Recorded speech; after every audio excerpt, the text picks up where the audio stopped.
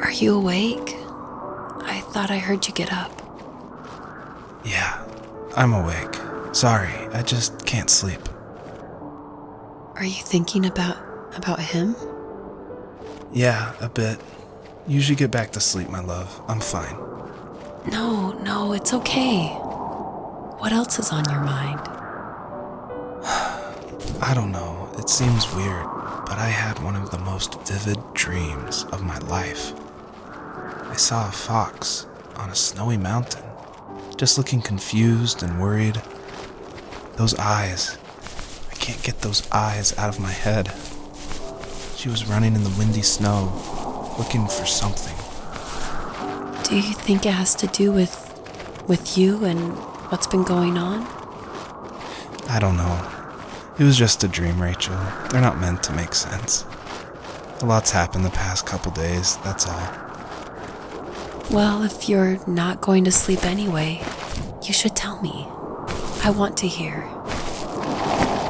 All right.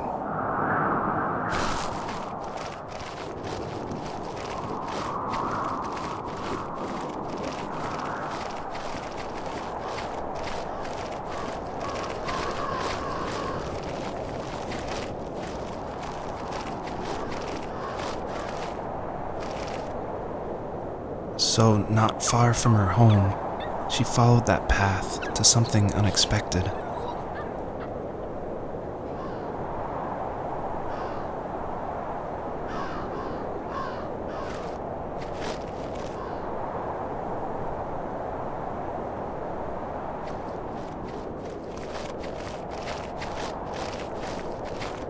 She couldn't stay, though.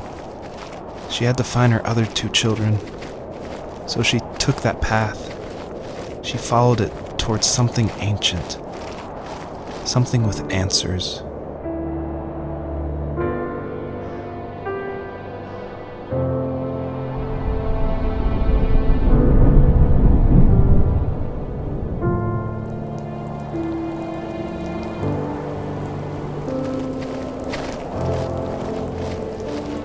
The fox looked high and low, searching for any sign of her cubs.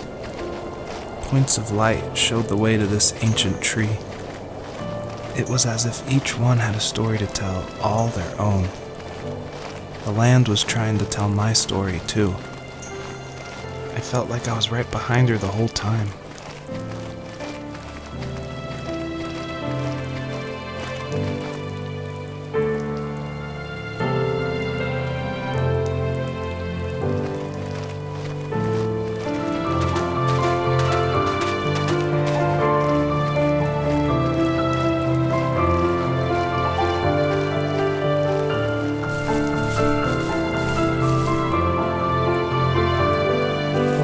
As a kid, did you ever do show and tell in your class? Yeah, I think I only did it once, when I was in the 4th grade. You know how my life was around then. I wanted to show my class what helped pass the time and distracted me, so I brought a dozen paper cranes I had made. I think I told everyone how badly I wanted to be a bird and fly, embarrassingly enough. Don't be embarrassed. Every kid wants to fly. For me, it was another toy from my dad, a wooden boat. I remember guarding it so carefully in my hands as I walked into class. When I sat down, a group of boys immediately made fun of it. They asked which trash can I found it in, or why an ugly log was my favorite toy. When I got up, I didn't even want to tell them my dad had carved it. I said it was a joke gift my friends had given me. Kids can be so cruel. Some of them are. I shouldn't have let them get to me, but it did. It's amazing we bounced back at all.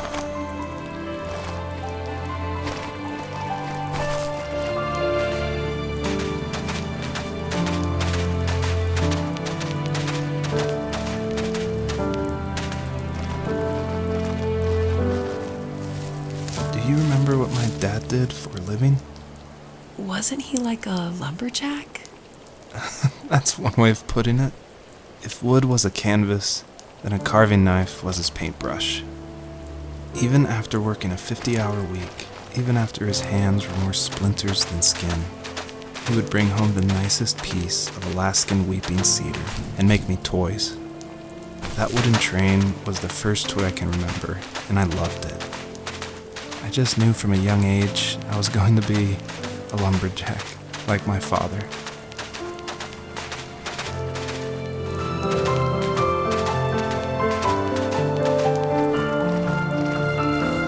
Usually those kids would leave me alone, but somehow they could tell I was different. They made fun of how far away I lived. I called my dad a sourdough. I was a blabbermouth as a kid, telling my dad stories I made up for hours. But after that show and tell, I didn't tell him much anymore. He didn't know exactly what was wrong, but his best guess was that the toys he carved weren't cool enough. He carved me a tank and tried to tell me what it was like to be in a real tank as a serviceman. I didn't know your dad was in the military. Yeah, in the army. The sad thing is that I'd pretty much forgotten until just now. There's so much I still don't know about him. I'm sorry. He knows how much you love him. You're going to see him again soon and have some closure, I'm sure.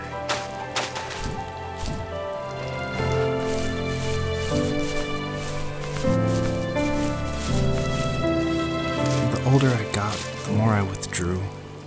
I asked myself, why talk to anybody anyway? Why bother when I'm happy by myself? I started drawing a lot, mostly animals I saw in the woods by my home. I then imagined designing my own hideouts with things like TVs and pantries full of chips and cookies. I think that idea of leaving home and drawing blueprints started my career. I found a lot of solace in that. I'm not surprised, but I did the same thing, you know? There's something special about having a place to call your own. And now look at us. Well, if you count renting in an overpriced city. It's as close as we can get for now.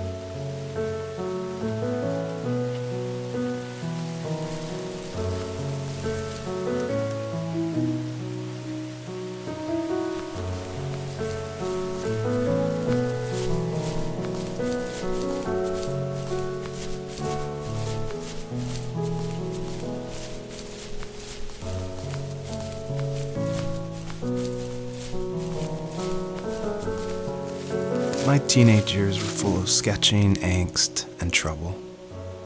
I wasn't popular or unpopular. Maybe just forgettable. I guess that gave me a sense of freedom, so I hung out with crazy kids, doing crazy things, even though I mostly just watched the chaos ensue. We did it all. Put fireworks in mailboxes, hide roadkill in people's garages, break windows of the barber shop in Anchorage. My dad was furious, but he was so busy working he couldn't do much to stop me from going out. I think being an adult means there's no one to stop you making hard decisions.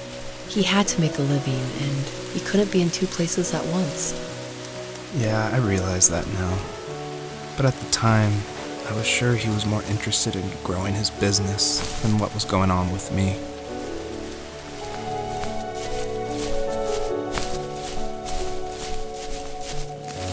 He was working another late night, and my friends were over, saying how bored they were and how they'd come all the way out to my house for nothing. One of them mentioned how that old, ugly beyond belief truck was still in the garage, and how we should take it for a spin. I was only 15, so I kind of fought it for a while. The next thing I knew, we were careening around the mountain path, rocks spitting onto the sides of the cliff, while my dad's cringeworthy bluegrass blared out the speakers. I drove while my friends were in the back of that yellow and purple truck, throwing beer bottles and trash at anything remotely interesting. Felt like I was soaring in the air with borrowed wings. But all good things have endings.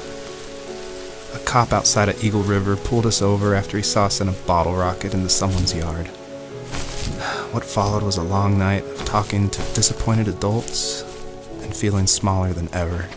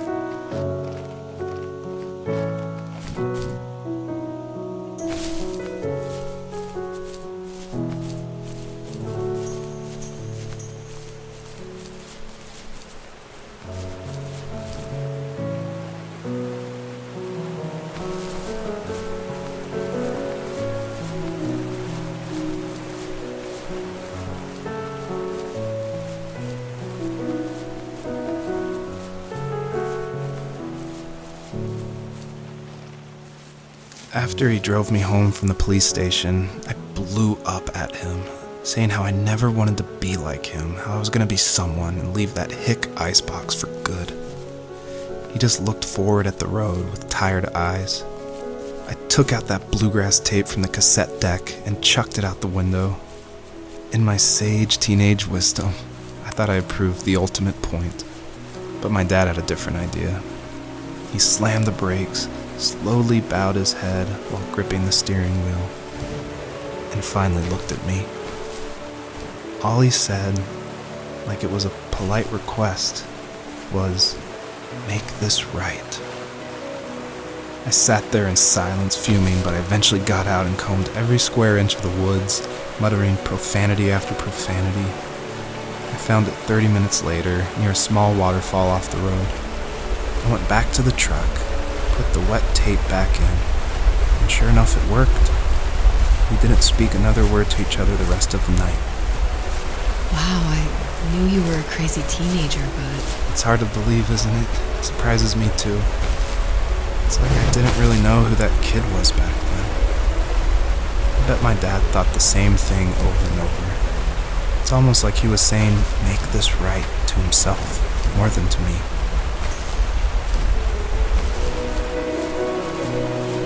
My friends would laugh about that night and talk about how crazy it was, and I laughed along, pretending it didn't bother me. But it did. I imagined my friends growing old in the bush, unable to find that thrill in those godforsaken ice fields.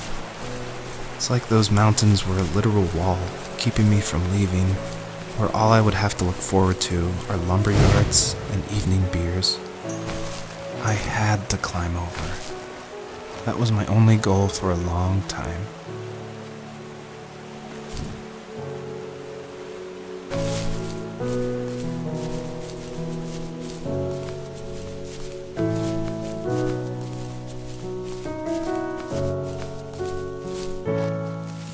If there was some way I could take my love of drawing and turn it into a way of escape, nothing would make me happier.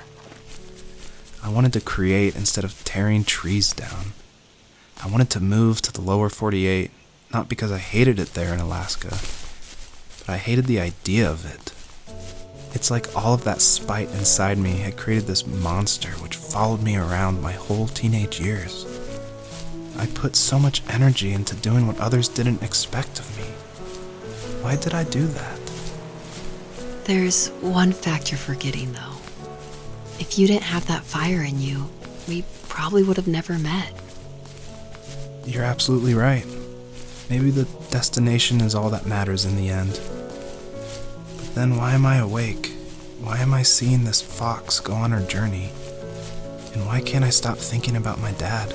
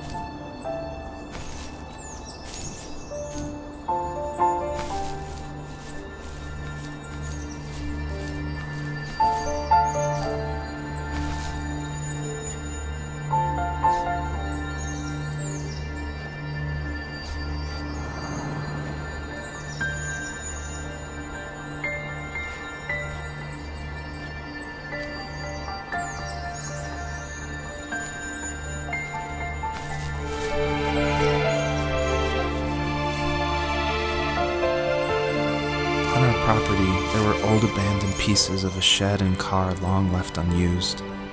I used to ask him all the time who those people were that left all this junk, and I'm sure he got so tired of hearing it that he made up some elaborate stories how a brown bear ate them and haunted the woods afterwards. What's funny is I think it made those people seem more real. Growing up thinking they were still hanging out like they couldn't say goodbye. I used to tell my friends how I could swear I saw spirits move near the water, and that always freaked them out. I guess it didn't bother me, because the way I saw it, they were normal people with old cars and sheds, just trying to figure out how to survive and be happy in the middle of nowhere. It was a cool thought that they didn't want to leave, but I was a weird kid. Well, you had good company since those ghosts liked living in a place where they were brutally devoured.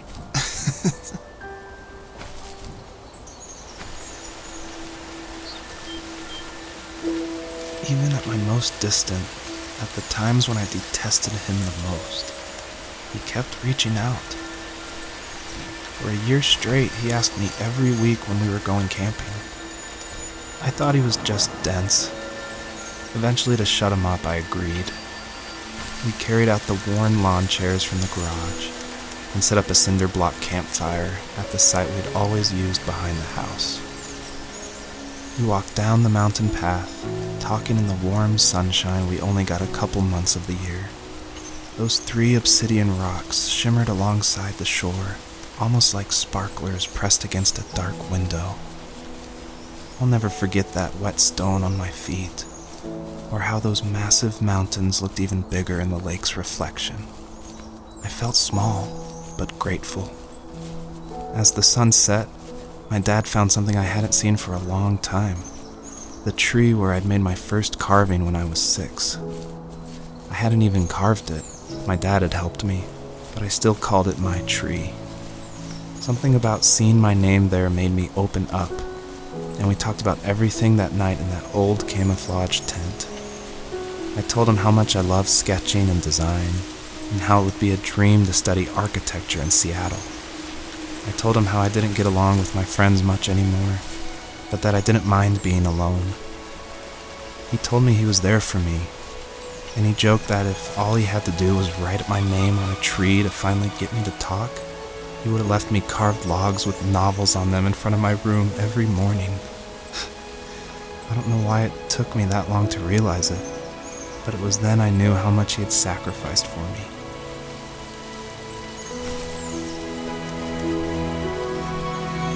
My dad built a lot of stuff in his free time. If he wasn't watching fly fishing or reading Tom Clancy novels, he was carving something. He made tons of birdhouses. Not that he was into bird watching, but I think he really missed working and adding on to the home. If he couldn't afford the time to build onto our own house, he would have to settle with watching birds move into their little homes. We kept an old mattress in the bed of that ugly yellow truck, so we would drive it deep into the woods and then watch the birds fly into their houses while the sun set. Usually it was accompanied by venison jerky or a cold Coke, but not a lot of talking, which is how we both liked it.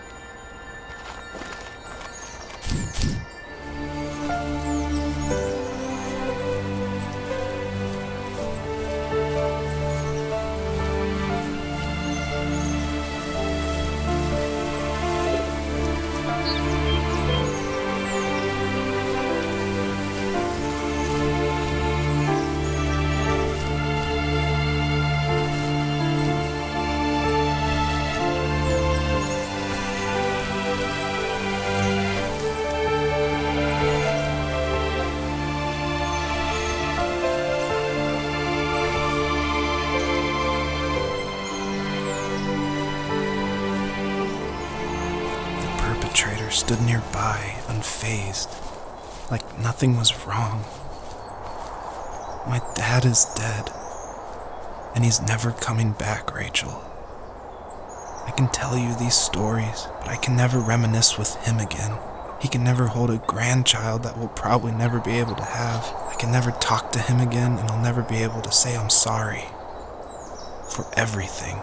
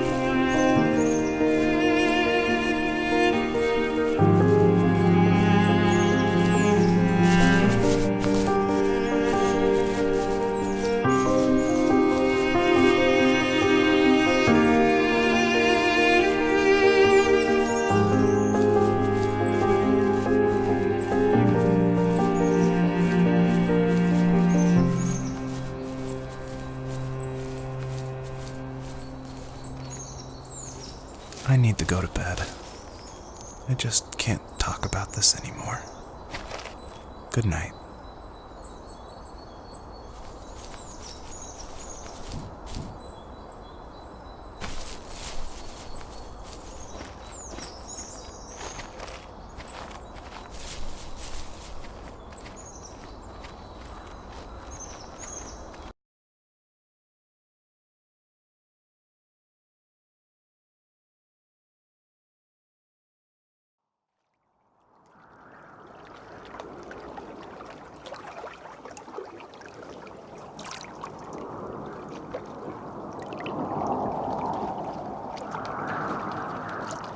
Joseph, you can't go to sleep feeling like this.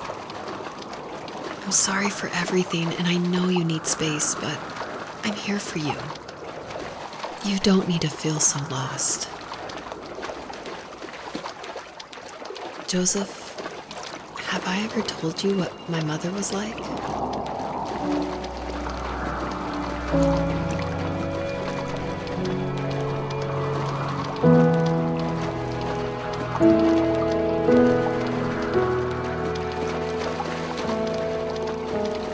You know what it's like not to have a mom at home.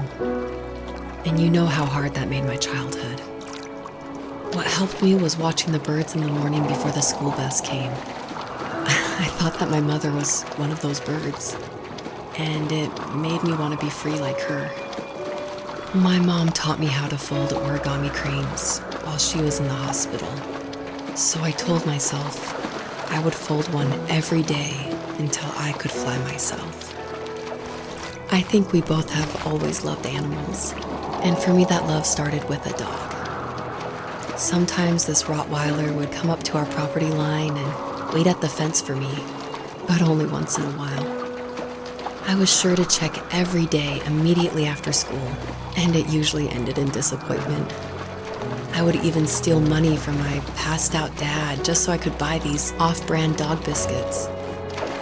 Even when she did stop by, she never went beyond the fence. Why was she so scared? I think my dad was the opposite of your dad in almost every way, except he was in the military as well. He coped with alcohol of every kind. The trailer started falling apart, he got angry, and I withdrew. More and more I became the weird, quiet kid who made lots of origami birds, and carried dog biscuits around. I think we were pretty similar when it came to being the weird kids. And that same sincerity in college was one of the reasons I was so drawn to you.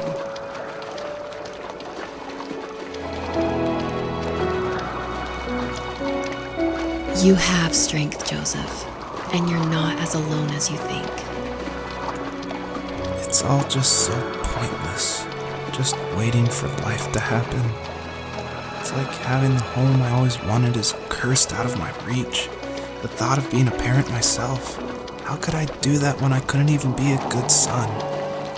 I'm sorry, I know what you're saying. I just don't know how things will work out. These quiet hours will turn into years, and we'll wonder which roads passed us by. Then we'll forge a new road together. Besides, I discovered for myself that one fateful morning where any hopeful road leads to. There may be thorns and mist, but it always leads to the same thing. And what's that? Family. I'm so glad that you're part of my family, Rachel. And I'm glad you're part of mine.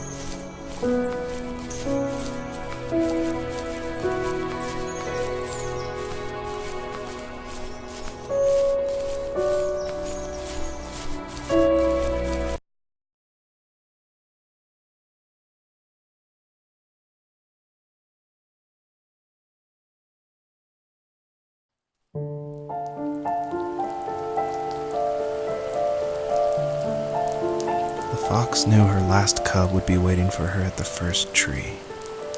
She was almost there. The rain cascaded onto the jade valley where the entrance to the tree was. Life was protected there, because that's where life began. It was now only a mother and a daughter left. Items from my life still dotted the ground as she moved closer to her destination and destiny.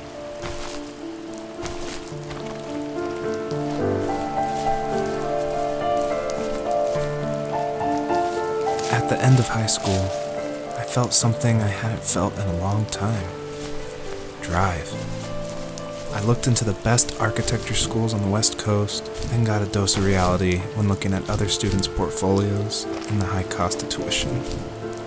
I still wanted to be something, to be the next Alvaro Siza, and to make those thousands of sketches worth something in my grand history. But now even an internship sounds impossible. Siza helped me understand how essential emotion is in architecture. And he also said light is the real composer of space. I like to think these glints of light, like not finding a job or even a strange dream about a fox, are something I should be thankful for, even if the illuminated space is something I'm less than comfortable with.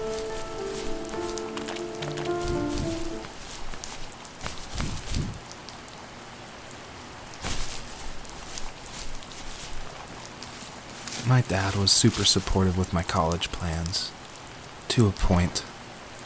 Things were okay until this terrible accident happened. I guess a forklift flipped over due to a bad axle, and it crushed one of the workers there. My dad didn't eat for days, even though he wasn't directly involved. It devastated him. Not only did it hurt the business, but it just freaked him out. He would talk in his sleep, muttering things about firing people and saying sorry. One fateful day he approached me, said that since my school search wasn't going well, I should finally be a man and take over the family business. He said one day he was going to die, and that all of his work, sacrifice, and even that man's life would be wasted in vain. I just lost it. Teenage me just exploded at the thought. I screwed up. I said things I shouldn't have. He was having a crisis, and I pretty much spit in his face.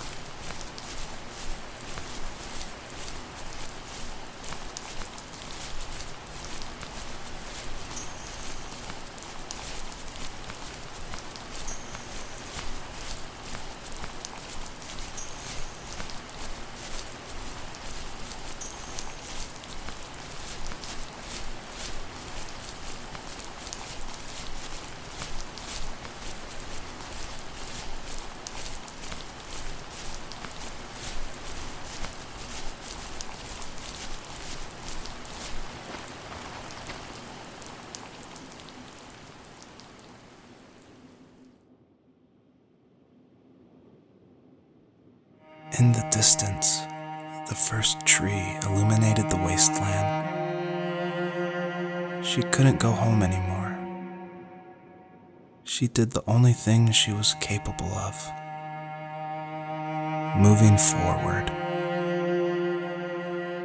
My dad died alone in the middle of the wilderness. I should have been talking to him more. I should have done a lot of things differently.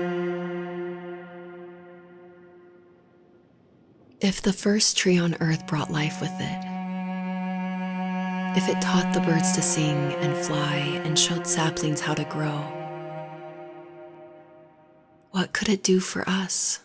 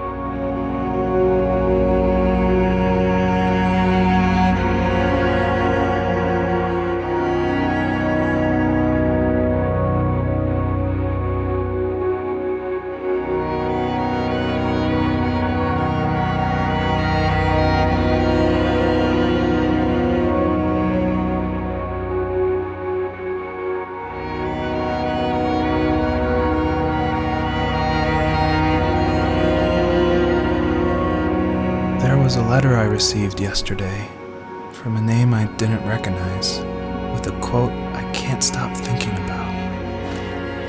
Death is not the opposite of life, but a part of it.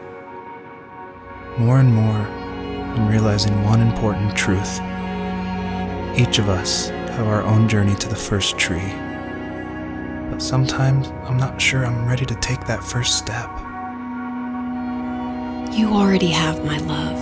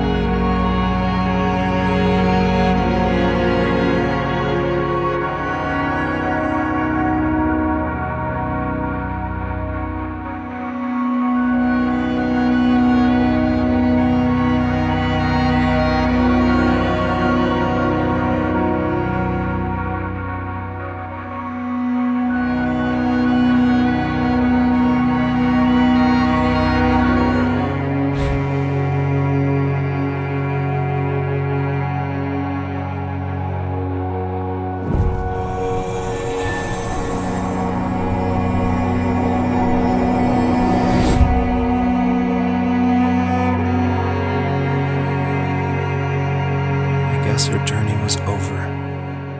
But I have no idea. It was only a dream, a distraction from tomorrow. I don't think dreams normally bring back to memory so many important feelings. Maybe it was just a dream, but it was also a gift. Yeah, I suppose. But tomorrow we're getting on a plane to the last place on Earth I want to be. The only person that would have made the trip worth it is gone. You're going to see him and be with him one last time before you say goodbye. I have one last quote for you by Emerson, sealed in an imaginary letter from me to you. It is the secret of the world that all things subsist and do not die, but only retire a little from sight and afterward return again. Go to sleep, my love. We have a big day tomorrow, but I'll be there with you every step of the way. Thank you. Thanks for listening. Good night, Rachel. Good night, Joseph.